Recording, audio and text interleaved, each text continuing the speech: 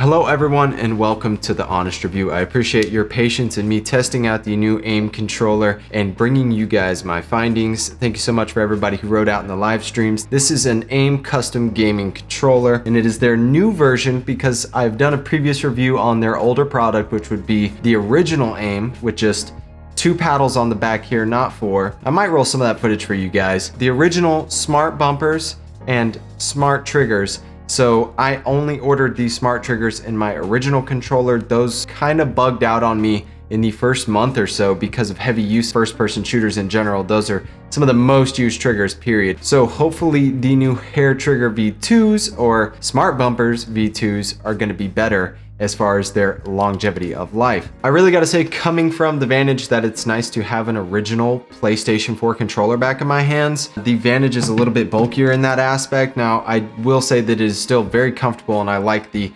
original Sony PlayStation layout on this. Bit of advice to anybody looking at this product. I'm pretty sure that if we go onto the AIM website right now, you'll originally have to select whether or not you're in the USA or Europe because that's what they operate out of. And then you can go ahead and select the paddles that you want. There's no longer a 2 back paddle option. You can select no paddles at all, but there's no longer just the 2 because you can turn this into the 2 with just a quick pull off of the back here, and then I can pick whether or not I want my 2 paddles at the top or my 2 paddles at the bottom, and I can easily just remove this and swap it out. So no matter what, you're gonna be looking at a 4 paddle build if you're shopping with AIM from now on, which is cool because you can just switch it right around and there's no problems there. And the second you do remove any of these, you're never gonna accidentally hit those buttons. They are recessed into the controller. And to anyone who's ever gonna buy one of these controllers, please never ever pick the no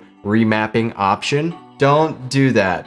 Go ahead and get remapping. Trust me, you won't regret it. You're gonna find yourself playing a variety of games no matter what, and there's gonna be at some point where you're like, ah, damn it, I wish I could switch this up to R3 instead. You're gonna regret it. So please make sure you always pick the remapping. I know it's a little bit more, but you're already investing a bunch in an awesome custom controller, so make sure to pick remapping. So I'm gonna take you guys through some of my build and the bill and how much this controller cost me, and then show you guys some of the build options with AIM. I picked the camo blue with the blue spatter on the back. I went with the red backing because I thought, heck, I needed some contrast and the only options were red or black. So I just figured why not get some contrast back here, make it red. We got the AIM V3, of course, with the remapping and the Smart Triggers V2, which is their new model. We went with a completely white base here and we had our right thumbstick raised. I could just order a kit and get any different height that I want on the thumbsticks and swap it out. And of course, it just pops right on there.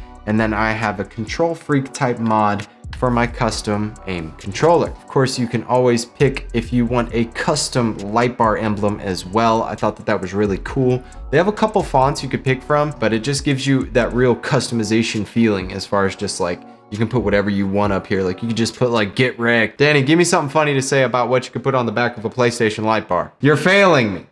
Yeet! Yeet! You could come up with something clever and dastardly so that if you're ever playing with your friends, you could be like, yeet! That's pretty good, actually. So far, like I've told everyone in my live streams, I've had 0 problems with this controller. Only slight complaint. The paddles easily in, I'd say a moderate to bigger size hands, just really medium size hands. And the paddles very easily, I cover them both with just 1 finger when I naturally put it in my hands. It takes a while to get used to any custom controller when you first pick it up and try to apply it to the games that you're playing. And it's definitely a learning curve and your ease of use of them should be primary. So you want it to be easy. I'm finding that the easiest paddles to hit are actually the ones that are further below for me. And I've gotten now to where instead of trying to do this, which kind of feels clawish on my hands using 4 fingers back here, I just go ahead and use 1. But I rock on my knuckle. It's weird, but now that I'm used to it, I hold it comfortably and I can use all of them without really affecting my use on the top of the controller. So definitely initially wasn't too happy with the placement. Now, I'm gonna go ahead and say it right now. If you have large hands, this is probably a no as far as the paddle placement. That's my personal opinion. People with larger hands, you might find a really easy way of dealing with it and making it useful for you. As far as me learning to deal with it, it definitely was a little bit of a challenge getting comfortable with it at first. But now that I'm comfortable with it, it's great. The hair triggers, I have to say that I prefer hair triggers from Scuff just because I'm so used to them.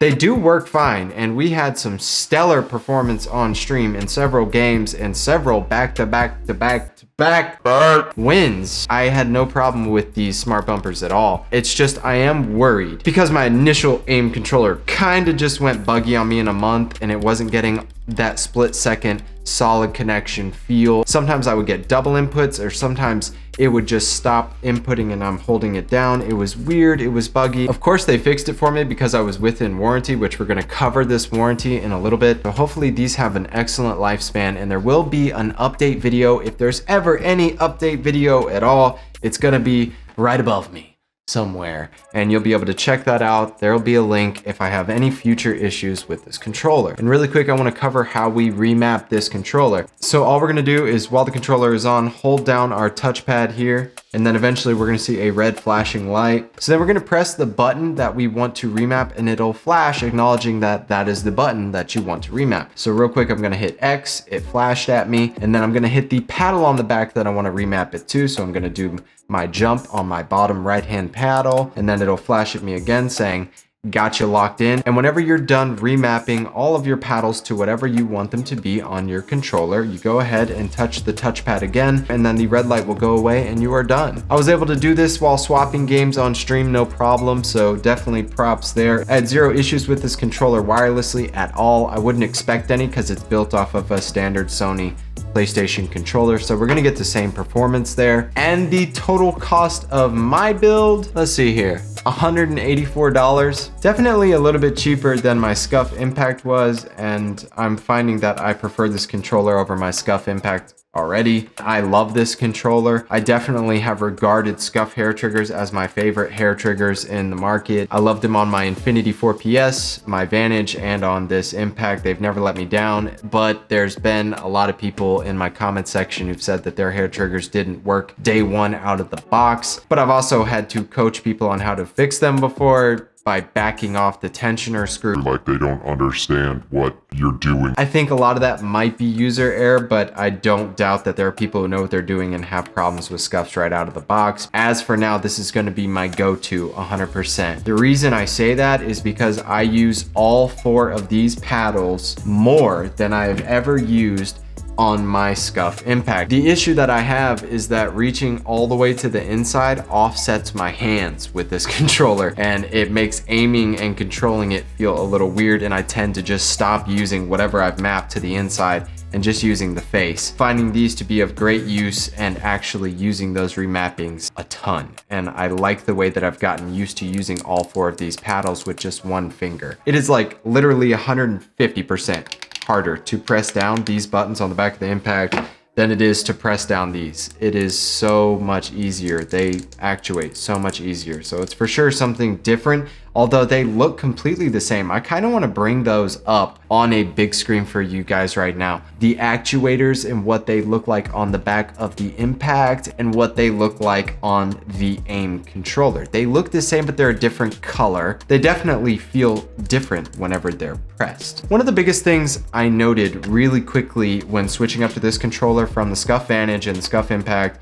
was the thumbstick sensitivity and how smooth it is, and that it's actually a little more affirmative and just a little bit heavier on the tension side, but I find myself not over aiming anymore, and it's really weird, and it's definitely a different tension on the thumbsticks compared to the Scuffs. I don't know if they're changing out the modules. I don't know if these guys are changing out the modules. They feel exactly like my stock Sony thumbsticks. All right guys, so now we get into the nitty gritty of the warranty of this controller, which I thought it was longer than it actually is. So returns or canceling, you have up to 24 hours to cancel your order for a refund. Meaning if you plan on dealing with this company, know that you trust them in some way, shape or form, because you're not getting your money back.